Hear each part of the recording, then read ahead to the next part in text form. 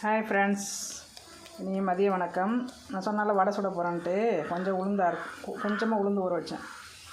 ஒரு 10 வடை வர மாதிரி. தினமும் கொஞ்சம் உளுந்து, அதாவது ஒன்றை விட்டு ஒரு நாளைக்கு உளுந்து ஊற வச்சு இந்த மாதிரி வடை செஞ்சு சாப்பிடுங்க. இடுப்பு வலி, கை கால் வலிலாம் இல்லாத இருக்கும். நான் 2 நாளைக்கு ஒருக்கா செஞ்சு கொடுக்குறேன். அவருக்கும் வயசாக உடம்பு வலிக்குதுல்ல, இடுப்பு வலிக்குது, ஒரு வேலை செய்ய முடியல.